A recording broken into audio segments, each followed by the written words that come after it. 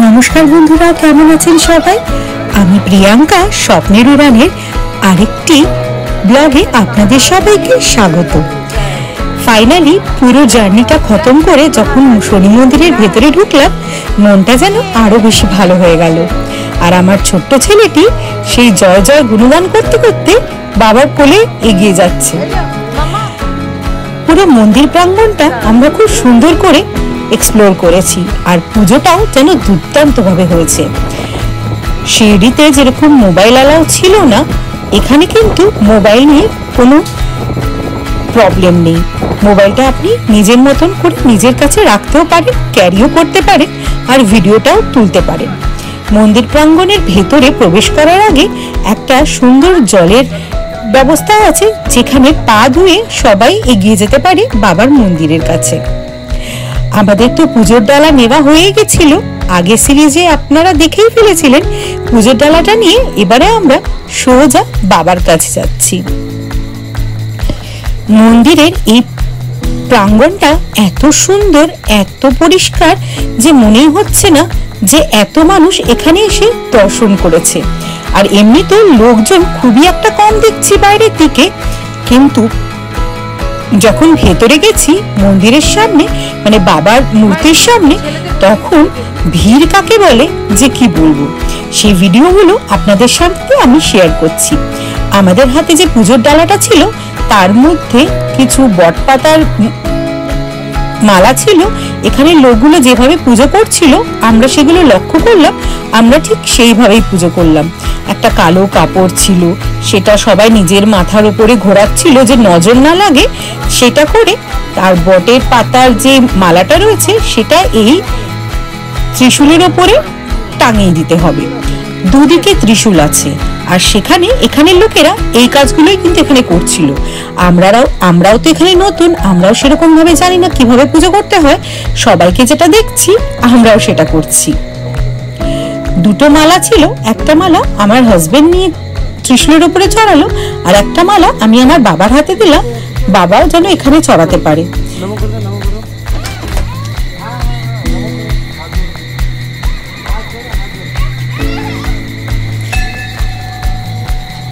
শনি ঠাকুরের পুজো দেওয়ার কোনো জিনিসপত্রই যে বাড়িতে নিয়ে যাওয়া যায় না, সেটা এখানে এসে যেন আরো বেশি করে প্রমাণিত হলো।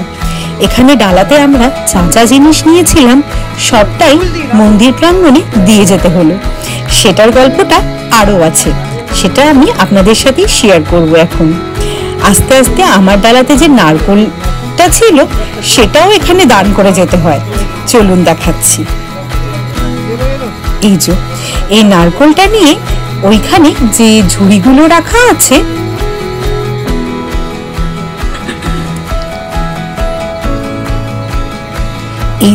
এই ঝুড়িগুলোর কথা বলছি, বাস্কেটগুলো রাখা আছে। এই বাস্কেটের মধ্যে সবাই নারকোলগুলো এখানেই দিয়ে যাচ্ছে। তো আমরাও সেটাই করলাম, সবাই মিলে একসাথে নারকোলটাকে ধরলাম, ধরে ওটা আমরা বাস্কেটে সমর্পণ করলাম।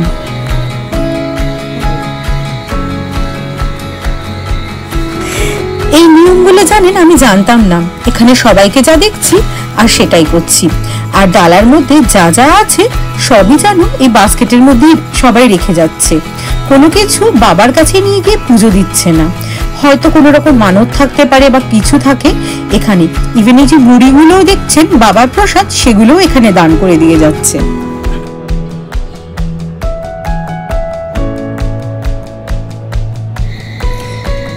চলুন এবারে গুটি গুটি পায়ে মন্দিরের ভেতরে প্রবেশ করা যাক। মন্দিরের ভেতরে প্রবেশ করিয়ে ফেলেছি, কিন্তু বাবার কাছে অব্দি এখনো পৌঁছাতে পারিনি। এই রেলিং গুলো দেখে মনে হচ্ছে এখানে যথেষ্ট ভিড় হয়। আর এই জায়গাটা দেখতে পাচ্ছেন, এখানে না তেল চড়ানো হয়। এই তেলটা সোজা গিয়ে বাবার কাছে যায়। একটা কোনো পাইপলাইন হয়তো করা আছে, এখানে যারা তেল চড়ায় সোজা বাবার মাথায় গিয়ে শিলামূর্তিতে গিয়ে এই তেলটা পড়ে। আর এখানে জানেন লম্বা লাইন আছে, যারা ডিরেক্টলি বাবার কাছে শিলামূর্তিতে তেল চড়াতে পারে। কিন্তু যখন আমি জিজ্ঞাসা করলাম এখানে যাবার কি উপায়, তখন ওরা বলল 500 টাকা করে পার হেড আপনি বাবার কাছে গিয়ে তেল চড়াতে পারবেন। প্রথমে জানেন মনটা একটু করলো যে না যাই, আমরা 500 টাকা দিয়ে বাবার কাছ অব্দি তো পৌঁছাতে পারবো। কিন্তু তারপরে ভাবলাম যে আমাদের তো একটা মানত আছে, সেই মানতটা যখন করব তখন আসবো এখানে, একদম কাছ থেকে তেল চড়াবো। তো যাই হোক, আমার মা গৌরব ওইখানেই তেল চড়ালেন। আর আমার হাতে যে ছোট্ট বোতলটা ছিল সেটা কিন্তু আমি চড়াইনি, সেটাকে আমি আমার কাছে রেখে দিয়েছিলাম। আমি এই দিকে চলে এসেছিলাম। এই দিকে চলে এসে ভেতরে যারা ছিলেন, একজন বয়স্ক মহিলা, একজন বয়স্ক ভদ্রলোক, তাদেরকে বললাম আমার তেলটা আপনি গিয়ে ওনাদেরকে বলুন ডিরেক্টলি চড়িয়ে দিতে। আর ওনারা তাই করলো। সব হয়ে যাবার পরে আমরা যখন দাঁড়িয়ে দর্শন করছিলাম, হঠাৎ দেখি এখানে বাবাকে স্নান করানো শুরু হলো। তার মানে এখন বাবাকে নতুন একটা সাজবেশ দেবে, আর তারপর বিশাল আরতি হবে। তো আমরা তো একদম ওটা দেখার জন্য একদম ওখানে দাঁড়িয়ে পড়লাম, আর কোনো দিকে নরমচরণ নেই। আর সেই সুযোগে আমার ছেলে এদিক ওদিক করতে করতে হঠাৎ এই ভেতরটাতে যে রেলিং এর ভিতরে ভদ্রলোককে দেখতে পাচ্ছেন, ওইখানে চলে গেছে। আর ওই ভদ্রলোক আমাকে, আমার হাজবেন্ডকে, আমার মাকে বললো আপনারাও চলে আসুন। তো ও আমার ছেলের সুবাদে এতটা দূরে দাঁড়িয়ে থেকে বাবার মূর্তি দর্শন করছিলাম, একদম যেন ডালা নিয়ে কাছে চলে গেছি। আর এই ভদ্রলোক, যে বয়স্ক ভদ্রলোককে দেখতে পাচ্ছেন, সে যেন আরো সুযোগ করে দিলেন। আর এত ভালো লাগছিল যে বিনা টাকায় বাবার অনেকটা কাছে চলে এসেছি। বাবার এই শিলামূর্তিটাকে সুন্দর করে ওনারা স্নান করাচ্ছিলেন দুধ, ঘি, মধু, আরো কত কি, আর কন্টিনিউয়াসলি জলও ঢালছিলেন তার সাথে সাথে। এত ভালো লাগছিল, আর ভাবছিলাম যে এতটা সুযোগ উনি আমাদেরকে করে দিয়েছেন, এটা আমার কাছে অনেক বড় পাওনা।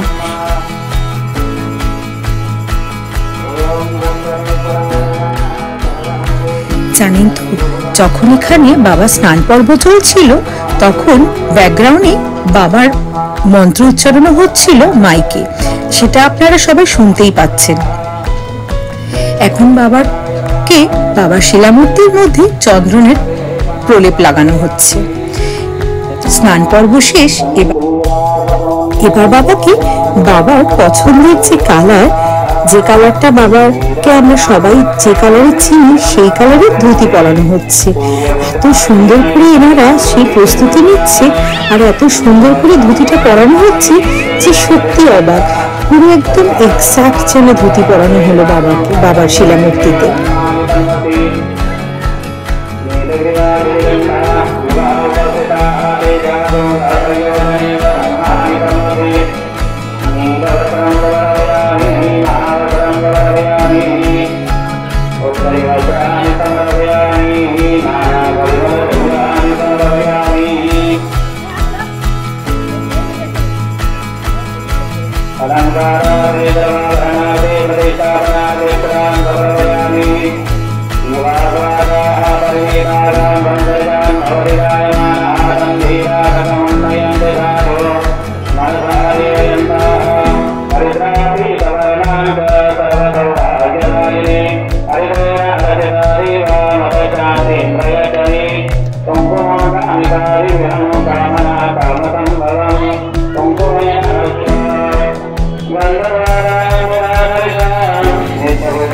ধুতি পরানো শেষ।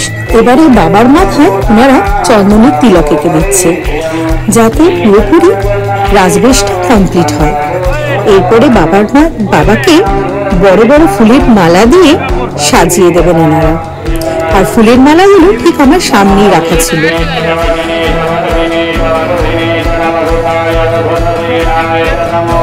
আমরা যেন অভূতপূর্ব দৃষ্টিতে ওনার দিকে তাকিয়েছিলাম, যে এরকমটা আগে আমি কখনো দেখিনি।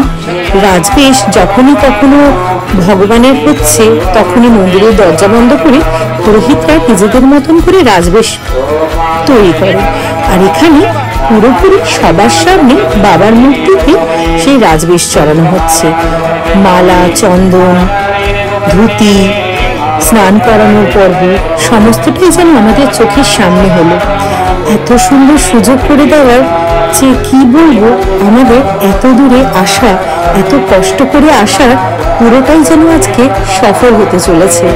আর এত সুযোগ একদম সামনে থেকে বাবার কাছে দর্শন, এটা যেন আর কোনো ভাষা নেই আমার কাছে বলার।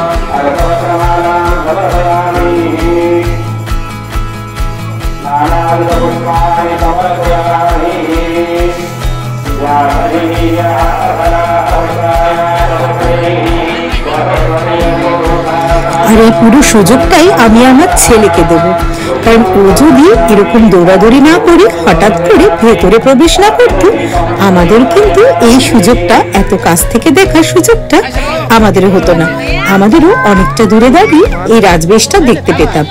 তো কি হয়েছে বলুন, রাজবেশ তো দেখাই যেতে পারে, সে দূর থেকে হোক সে কাছ থেকে হোক, কিন্তু তাও কাছের ব্যাপারটা একটু আলাদাই হয়, বেশি স্পেশাল হয়। বাবাকে এনারা এখন আরতি করছে, রাজবেশ কমপ্লিট। আরতি হয়ে যাওয়ার পরে আমরা এবার এখান থেকে বেরিয়ে যাব। কিন্তু তার আগে আর একটা কথা বলি, যেটা আমাদের সব থেকে ভালো লেগেছে, যেটা আমার কাছে মিরাকেল মতন, যে আমার একটু দুঃখ হচ্ছিল যে আমি একটু বাবার কাছে গিয়ে সামনে থেকে বাবার মাথায় তেল চড়াতে পারলাম না, বাবাকে আমি ছুতে পারলাম না। কিন্তু বিশ্বাস করুন, আমার যে ডালাটা রাখা ছিল ওই মন্দিরের চৌখাটের উপরে, এদের সামনে ওই ডালাটা দিয়ে ওনারা কখন পুজো দিয়ে দিয়েছেন তা আমি জানতেই পারলাম না। হঠাৎ যখন বেরোনোর সময় দেখছি ডালা কোথায় ডালা কোথায়, তখন ওখানে যে ভদ্রলোক ছিলেন দাঁড়িয়ে, বয়স্ক ভদ্রলোক, যিনি আমাদেরকে ভেতরে ঢুকতে সাহায্য করলেন, উনি বলল আপনার ডালা দিয়ে তো বাবার রাজবেশের সময় পুজো হয়ে গেছে। এটা যে আমার কাছে কত বড় পাওনা, কত বড় পাওনা, আনএক্সপেক্টেড একটা জিনিস, যেটা আমি আপনাদের সাথে শেয়ার করছি। আর আমি ভাবলেই আমার মনটা যেন আরো খুশি হয়ে যাচ্ছে, একটা আলাদাই শান্তি লাগছে। এত সুন্দর এত সুযোগ হঠাৎ করে উনিই করে দিলেন। যাক, আমার এখানে আসাটা একদম সার্থক হয়ে গেছে এবারের মতো। এত ভালো লাগছিল যে আমি আপনাদেরকে ভাষাতে বোঝাতেই পারছি না। আর মনের ভেতরে যে শান্তিটা এতটাই ছিল যে কি আর বলবো আপনাদের কাছে। চলুন বাবার আরতিটা সুন্দর করে উপভোগ করি।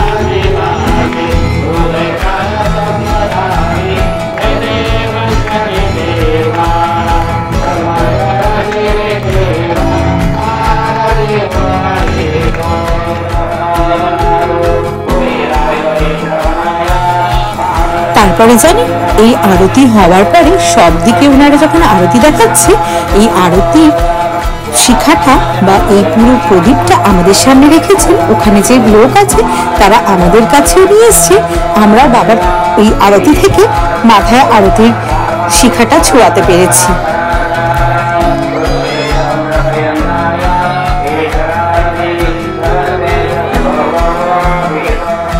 হ্যালো বন্ধুরা, সানি সিঙ্গাপুরে এসে সত্যি পুরোটা সফল হয়েছে আমার।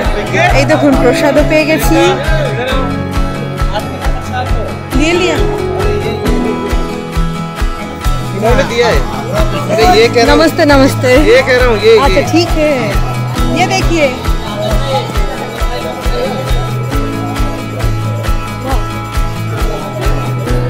ये बहुत अच्छे इंसान है। इनके वजह से এনার জন্যই আমাদের দর্শনটা এত ভালো হয়েছে। পুজো চলতে চলতে যে কখন সন্ধ্যা হয়ে গেছে বুঝতে পারছিলাম না। তারপরে আমাদের গাড়ির ড্রাইভার এসে বলল, অনেকটা দূর যেতে হবে ম্যাডাম, এবারে আপনারা আসুন, তাড়াতাড়ি গাড়িতে বসে চলুন। মনটা এত শান্তি লাগছিল যে কি বলবো। রাস্তায় যেতে যেতে ভাবছিলাম কোনো না কোনো দিন হয়তো কিছু একটা ভালো করেছিলাম, তার জন্য বাবার কাছে আসার এতটা বড় সুযোগ হয়ে গেল। আমরা এখন সোজা যাচ্ছি শিরডি। শিরডি থেকে আমাদের বাস আছে সোজা মুম্বাই। চলুন আজকের ভিডিওটা এই পর্যন্ত। আবার নেক্সট ভিডিওতে আপনাদের সাথে আবার দেখা হবে। ততক্ষণের জন্য ভালো থাকবেন, সুস্থ থাকবেন।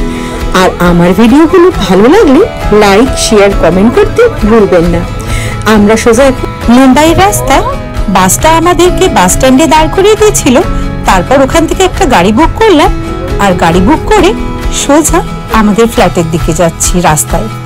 চলুন আমরা চলে এসেছি আমরা ফিরেছি রাত 4টে নাগাদ।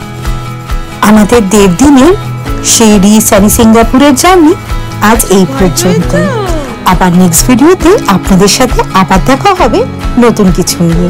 ততক্ষণের জন্য সুস্থ থাকবেন, ভালো থাকবেন, আর আমার ভিডিওটা ভালো লাগলে শেয়ার করতে ভুলবেন না। টাটা।